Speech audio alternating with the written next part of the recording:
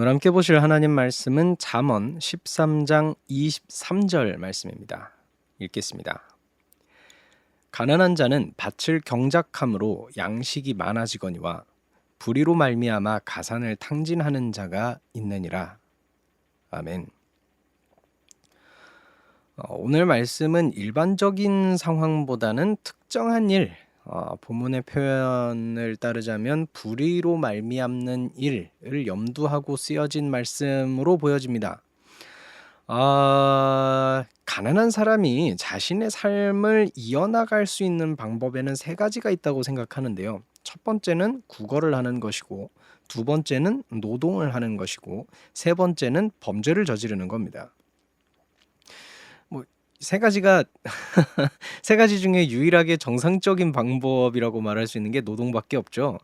아무래도 그래서 오늘 본문에서도 그걸 얘기해 주고 있는 게 아닌가 싶습니다. 가난한 자는 밭을 경작함으로 양식이 많아진다는 표현을 통해서 말이죠. 그런데 여기서 노동이 싫든지 아니면 한탕 크게 벌이는 걸 바라든지 이 불의를 저지르는 경우가 있습니다.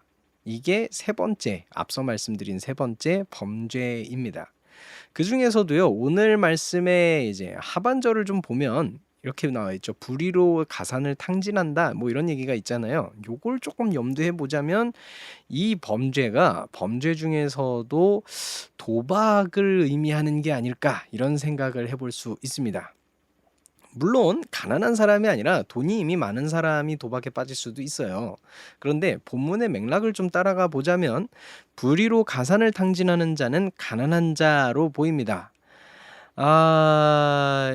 이 가난한 자는요, 뭐 국어를 통해서 돈을 벌었든 아니면 이제 뭐 밭을 갈아서 경작을 통해서 돈을 조금 얻게 됐든 아니면 뭐 다른 일을 통해서 돈을 조금 얻게 됐든 빚을 졌든 뭐 어떤 것일지는 모르겠지만 그 조금 이제 돈이 조금 모이면 도박에 가서 탕진을 하는 거예요. 그러니까 모아둘 새가 없는 거죠.